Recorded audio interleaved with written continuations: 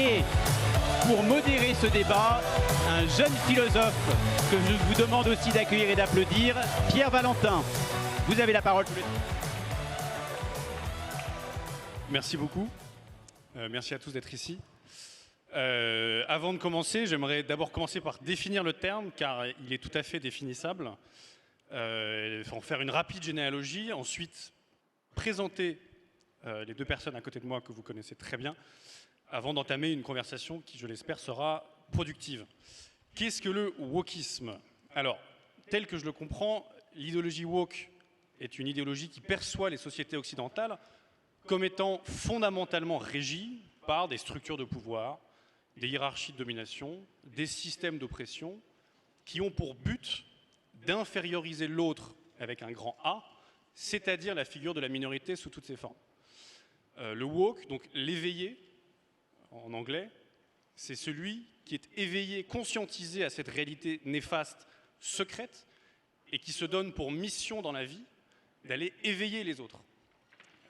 Ensuite, quels sont les trois grands mots, la sainte trinité de cette idéologie? Diversité, équité et inclusion. Alors, tels quels, ce sont de très jolis termes.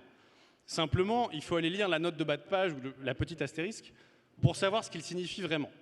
Derrière le terme diversité, ils ne veulent pas dire diversité idéologique. C'est, au contraire, une uniformité idéologique la plus totale. Derrière le terme d'inclusion, ce n'est pas l'idée de tolérer des gens qui pensent différemment, c'est l'idée d'exclure les personnes qui pensent différemment de l'espace dit inclusif.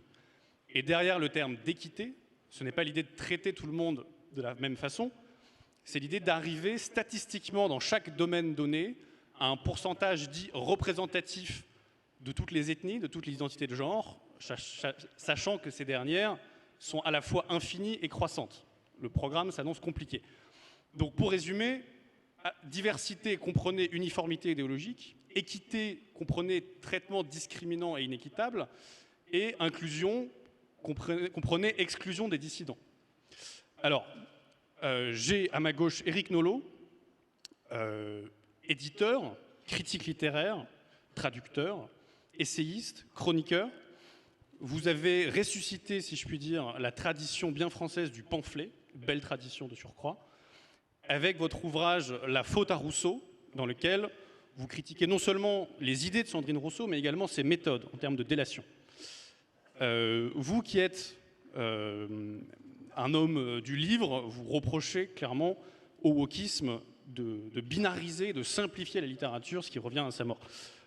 Ensuite, à ma droite, Mathieu Bock-Côté, vous êtes sociologue, essayiste, chroniqueur. Votre dernier ouvrage était « La révolution racialiste et autres virus idéologiques » et vous avez, de façon assez presciente depuis plusieurs années, anticipé les dérives du progressisme et anticipé le wokisme avant même qu'on lui trouve, avant même que le nom traverse l'Atlantique. Ma première question sera pour Mathieu Bock-Côté. Dans votre ouvrage, justement, « La révolution racialiste », vous disiez, je cite, « Une nation témoignerait de sa grandeur en cherchant à s'abolir. C'est dans la désincarnation angélique qu'elle trouverait sa rédemption. » N'est-ce pas un peu paradoxal de demander à une nation « Vous serez géniaux le moment où vous disparaîtrez, le moment où vous n'existerez plus ». C'est paradoxal, assurément. Bon, bonsoir à tous. C'est paradoxal, assurément, mais c'est dans la logique du progressisme radicalisé, du wokisme, qui considère que fondamentalement, depuis 1492, donc depuis l'expansion européenne, mais on pourrait remonter à l'Antiquité, fondamentalement, la civilisation européenne ou la civilisation occidentale serait en elle-même ontologiquement corrompue et corruptrice. Dès lors, le plus grand cadeau que cette civilisation qui a arraisonné le monde, qui s'est emparée du monde, qui a dominé le monde, le plus grand cadeau que cette civilisation pourrait faire à l'humanité, c'est de programmer sa propre disparition pour délivrer l'humanité du mal. Et ça peut paraître un peu brutal comme formule, mais fondamentalement, il y a cette idée que cette civilisation ne pourrait pas être sauvée. Je vais vous donner une formule de Robin DiAngelo. Robin DiAngelo, c'est une des intellectuels, si on veut, une des idéologues les plus fortes du wokisme aux États-Unis, qui explique, donc elle a théorisé l'idée du privilège blanc. Elle a théorisé l'idée du racisme systémique blanc. Et dans un de ses livres, elle explique que, et elle est blanche, je le précise, elle dit « Le racisme est tellement profondément inscrit en moi-même que voudrais-je cesser d'être raciste que je ne pourrais pas l'être. » Parce que c'est une femme d'extrême gauche qui se fait une fierté d'être lucide à propos de l'empreinte de l'Occident au fond d'elle-même.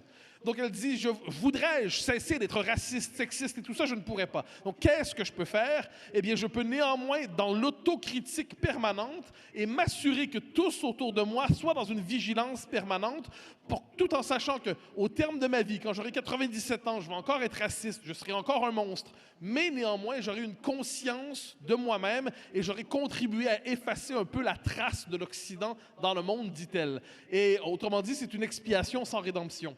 Donc, le plus grand cadeau, finalement, que l'homme occidental pourrait faire aujourd'hui, c'est de disparaître pour que la diversité puisse pleinement s'épanouir. Je ne dis pas que c'est une théorie qui se tient, je dis simplement que c'est la dynamique idéologique qui nous conduit vers une forme de psychose généralisée.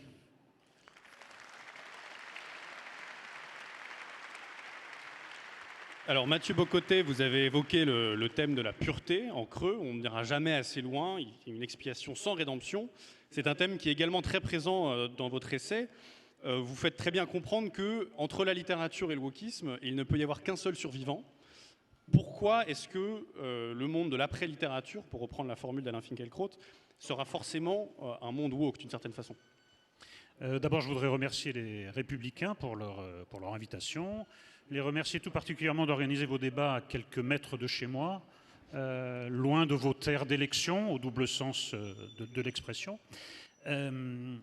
Le wokisme, il y a au moins deux définitions qui ont été données, j'ajoute la mienne.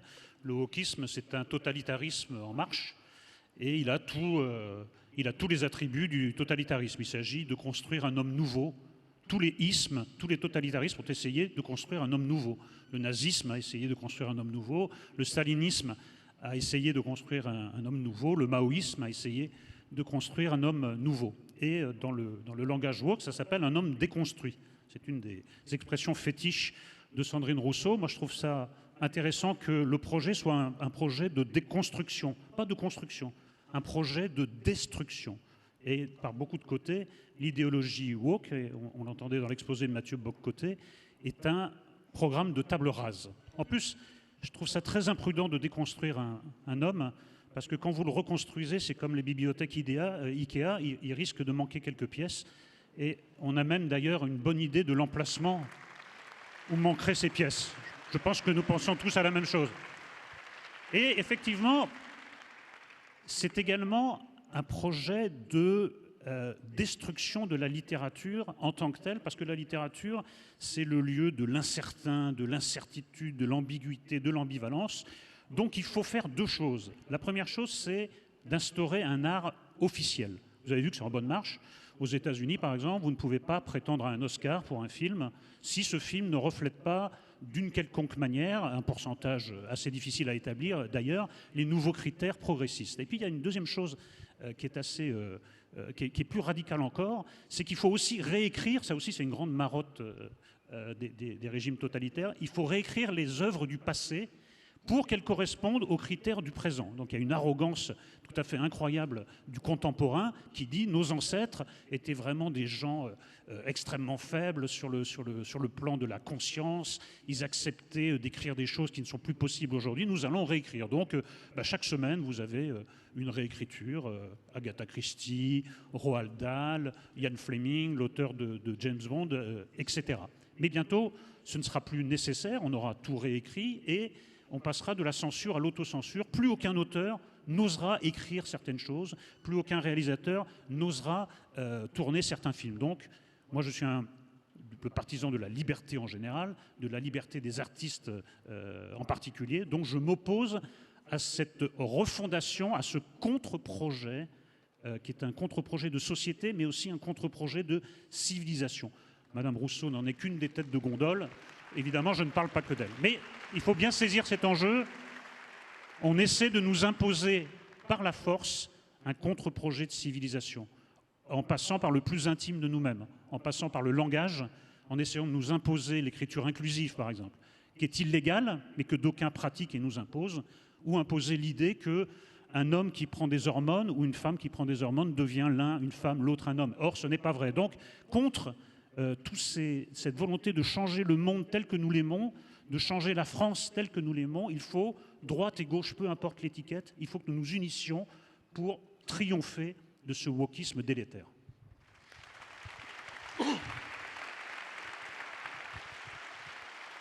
Vous parliez de la création, la volonté de création d'un homme nouveau, ce qui est une spécificité du totalitarisme. Dans celui-ci, la différence, c'est que l'homme nouveau peut être une femme. Alors Mathieu Bocoté, on a beaucoup parlé à la fin du clivage droite-gauche et de comment, le fait que ça traverse ce clivage, n'est-il pas quelque chose de surprenant lorsqu'on met côte à côte ce que la gauche a toujours défendu depuis plusieurs siècles et ce que le wokisme défend, de constater ce renversement? Je m'explique en 2 secondes. La gauche, historiquement, a défendu le rationalisme, l'universalisme aveugle aux couleurs, la laïcité, la méthode scientifique, etc. Et j'en passe. Chacun de ces ismes a en soi des sujets de thèse à lui tout seul. Comment se fait-il qu'en 18 à 24 mois, c'est-à-dire entre 2021 et maintenant, un même nom gauche ait pu désigner en si peu de temps une chose et son contraire? Alors, je ne serais pas aussi généreux que vous quant à l'histoire longue de la gauche, qui me semble porter dès ses origines une tentation totalitaire. Elle ne s'épuise pas dans cette tentation totalitaire, mais cette tentation totalitaire la traverse. Premier élément. Donc, ce qui fait de ce point de vue, quant à moi, quand on parle de... Je suis absolument d'accord pour parler de totalitarisme pour le wokisme. J'ai une forme de généalogie, 1793, 1917, la fin des années 60 avec le maoïsme et le début des années 2020. Mais le début des années 2020 ne sort pas de nulle part. Ne sort pas de nulle part. La mutation du progressisme, la mutation de la gauche est visible dans le monde occidental depuis les années 60. Depuis la fin des années 60, ce mouvement, les grandes figures intellectuelles de la gauche depuis les années 60 ont globalement porté, chacun de leur manière, ce programme de passage, que vous appelez le passage de l'universalisme au différentialisme, et sur le fond des choses, cette conversion au multiculturalisme, cette conversion au néo-féminisme, cette conversion, là ça va toujours plus loin, eh bien c'est la trame de fond du renouvellement de la pensée progressiste depuis 40 à 50 ans. Et ça s'accompagne, il faut la peine de le dire, ça s'accompagne de mécanismes rhétoriques incapacitants, très efficaces, pour être capable de neutraliser ceux qui voudraient critiquer cela. Donc, je vais vous donner un exemple. Il y a 3 ans environ, on nous disait le wokisme, qu'est-ce que c'est que ça? Ça n'existe pas, c'est une illusion, c'est un fantasme. Ensuite, on dit oui, bon, ça existe un peu, mais c'est marginal, ça ne va quand même pas arriver en France. Une fois que c'est arrivé en France, ça commence à prendre de l'importance, on dit mais c'est formidable, de toute façon, pourquoi êtes-vous contre ça? Puis en dernière instance, on nous dit mais ça a toujours existé, de quoi parlez-vous? Bon, même chose pour l'immigration massive, soit dit en passant, qui n'existe pas avant de devenir une réalité devant laquelle on ne peut qu'applaudir. Bon, ça tourne en boucle comme argument. Et de quelle manière cette idéologie parvient à s'imposer? Par des mécanismes d'intimidation redoutables. Et le principal de ces, je dirais le principale méthode d'intimidation, c'est ce qu'on pourrait appeler l'extrême droitisation du contradicteur. Si vous n'êtes pas en accord avec ce que la gauche prétend aujourd'hui être la gauche, Éric Nolot pourrait nous en parler. Donc, la gauche fixe une définition d'elle-même. Si vous n'êtes pas d'accord avec ce que la gauche officielle dit, ce qu'est la gauche aujourd'hui, dès lors, vous commencez à passer à droite. Et il faut savoir qu'on ne passe jamais à droite, on dérive à droite. C'est-à-dire c'est une forme de déchéance, de chute de l'âme, d'avilissement de l'âme.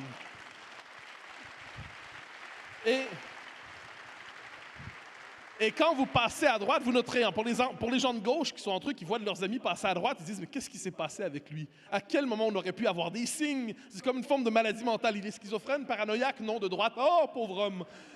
Et à partir du moment où vous êtes à droite, vous êtes prisonnier d'un système, lorsqu'on vient de la gauche, vous êtes prisonnier d'un système où on va dire « Est-ce qu'il va très à droite? » Très à droite égale trop à droite. Et à un moment donné, vous franchissez le cap de l'infréquentabilité et vous êtes extrême droitisé. Et dès lors, on n'a plus à répondre à vos arguments. Dès lors qu'on vous a collé la sale étiquette d'extrême droite ou de droite extrême, c'est plus nécessaire de répondre parce que vous êtes possédé. C'est comme une forme de possession diabolique. Oh, il est d'extrême droite. Bon, on ne va pas répondre à ses arguments. On a dit qu'il était d'extrême droite. Et là, c'est la logique du cordon sanitaire qui s'installe. Dès lors, comment le wokisme réussit à s'établir, notamment à l'université, mais aussi dans les médias? Parce que la peur d'avoir l'air d'extrême droite fait en sorte que plusieurs se taisent et se font un devoir de se taire et quelquefois même de se dissocier. Tous ceux qui ont fait des médias ici ont probablement fait l'expérience un jour de cette chose. Vous êtes devant un homme qui vous explique que vous avez tort, que vous allez très loin, que vous allez trop loin, que c'est inacceptable. Le micro se ferme et dit « Je suis d'accord avec vous, mais on peut quand même pas le dire. » Bon. Et ça, je pense que ça fait partie des mécanismes d'intimidation qui font en sorte que le wokisme, l'idéologie diversitaire, s'impose à nous et fait en sorte que même ceux qui voudraient s'y opposer trouvent que le prix à payer pour s'y opposer est trop élevé. Et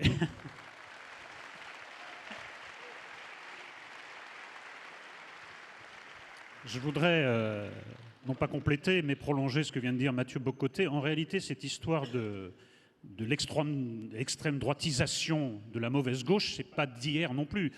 Tous ceux qui ont été opposés à la gauche totalitaire ont été traités soit de fachos, soit d'extrême droite, soit d'agents de la CIA.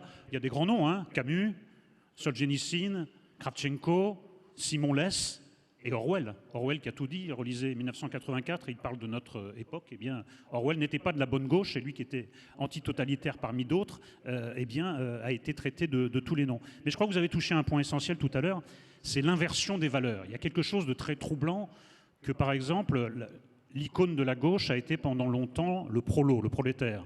Maintenant, c'est devenu le trans, c'est-à-dire une figure imaginaire. On est passé d'une figure extrêmement incarnée à une figure imaginaire. Vous ne pouvez pas changer de sexe en réalité, vous pouvez changer d'apparence, vous ne pouvez pas changer de sexe.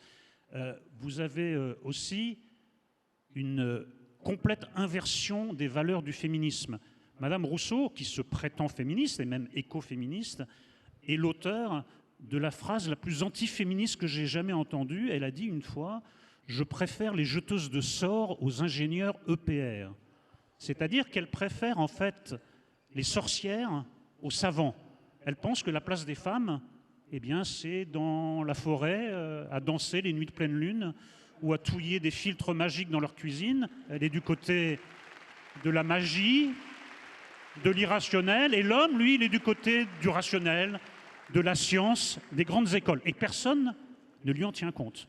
Autre figure, et c'est d'ailleurs quelque chose de très étrange à gauche, pas celle dont je me réclame, l'autre gauche, celle que j'appelle la gauche, avec un haut accent circonflexe, c'est de faire des figures marginales des figures centrales. Alors j'ai déjà cité le trans, qui a toujours existé, hein, les gens qui prétendaient changer de sexe, on n'en faisait pas tout un plat. La drag queen aussi, qui est une figure de carnaval qui est devenue maintenant une figure centrale. Et puis, il y a quelque chose de très troublant, c'est la figure du délinquant, la glorification du délinquant par cette autre gauche. Monsieur Battisti a été pendant longtemps et demeure, alors qu'il est l'auteur de plusieurs crimes terroristes, il reste une idole de l'extrême gauche. Il y a quelque chose de très troublant. Dans la France de 2023, vous pouvez vérifier, ce sont des faits, monsieur Jean-Marc Rouillant, ancien tueur d'Action Directe, peut, en toute quiétude, tenir une conférence à l'université de Bordeaux sur le thème des répressions policières, s'il vous plaît, pendant que madame Bergeau-Blaclair, qui est l'auteur d'un livre sur l'entrisme islamiste, plus précisément sur les frères, est empêché de le faire à la Sorbonne et se trouve maintenant placé sous protection policière. Un ancien terroriste tueur peut s'exprimer sur les répressions policières. Une universitaire reconnue est empêchée de le faire à la Sorbonne et nous sommes obligés de la faire protéger par les forces de l'ordre. Ça fait des années qu'une certaine gauche nous fait marcher sur la tête. Je suis là pour vous dire que la gauche que je prétends représenter prétend aussi remarcher à nouveau sur nos pieds. Voilà le programme du jour et le programme des jours à venir. Merci. Alors j'aimerais inscrire ce débat, comme l'a fait Mathieu tout à l'heure, dans le temps long, et notamment la relation entre cette idéologie et les années 60. Tout mouvement qui est difficile à arrêter a de l'élan. Autrement dit, il vient de loin. Et je récuse cette analyse qui est souvent faite, qui est de dire ça a 10 ans, on ne comprend pas ce qui nous arrive, ça a de l'élan. Dans votre ouvrage, Éric Nolot, vous avez une phrase que je trouve très intéressante, qui dit « Avec Sandrine Rousseau et c'est pareil, désormais les femmes comptent pour des prudes, des contre-révolutionnaires sexuels, des liquidatrices de 68 et du 69, des sans-culottes reculottées jusqu'au nombril. » Ce que je trouve intéressant, c'est qu'une certaine gauche, autour de 68, avait un slogan qui était « Il est interdit d'interdire ».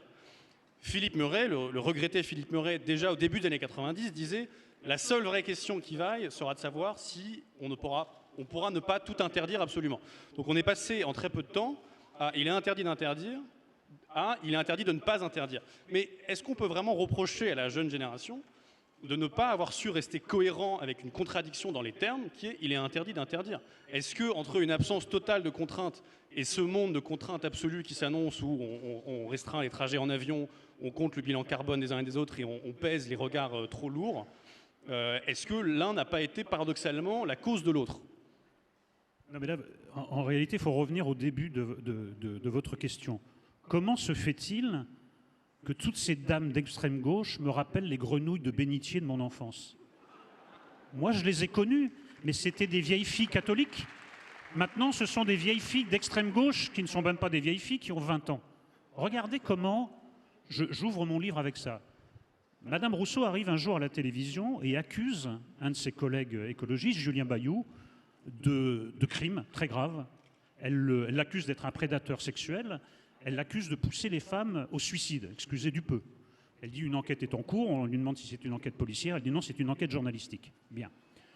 En fait, l'enquête journalistique paraît, si on peut appeler ça ce papier bâclé au-delà de toute mesure, et on s'aperçoit qu'il n'y a rien du tout, que M. Bayou, eh bien, dans le langage de l'ancien monde, on appelle ça un queutard. Bon, chacun peut avoir un jugement moral sur les queutards, mais ce n'est pas entré dans le code pénal. Donc, vous observez que dans cette gauche wokiste, dans cette gauche pseudo-progressiste, on glisse, mais très rapidement, presque instantanément, de la lutte tout à fait nécessaire, juste, contre les violences faites aux femmes, à la criminalisation du désir masculin en tant que tel. Le scandale, c'est pas seulement les violences faites aux femmes, c'est le désir masculin, la sexualité masculine qu'il faut réprimer. Ce sont les nouvelles grenouilles de bénitier, ce sont les nouvelles bigotes, et on est fait passer de la révolution sexuelle à une sorte de contre-révolution sexuelle. Ça ne leur suffit pas d'être des peines à jouir, il faut qu'elles empêchent les autres de jouir. Voilà.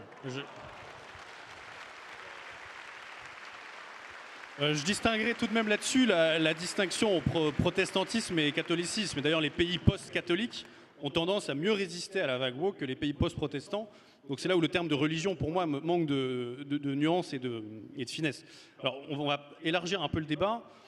On voit, Mathieu Bocoté, à gauche, un problème saisissant qui s'est d'ailleurs illustré avec le pauvre François Ruffin il y a maintenant quelques semaines, qui est que lorsque le sommet de la gauche tente, même timidement, même péniblement, de glisser vers des positions majoritaires sur les questions sociétales comme le wokisme ou sur les questions de l'immigration, la sanction en interne est immédiate. Et typiquement, on se souvient de Arnaud Montebourg qui, pendant la dernière campagne 2022, essaye sur la question des OQTF, donc des obligations à quitter le territoire français, de tenir une position majoritaire qui est soutenue par 80-90% des Français, qui est de faciliter la mise en application des OQTF et qui est lâchée le lendemain par sa propre structure militante. Les jeunes avec Montebourg n'étaient plus avec Montebourg.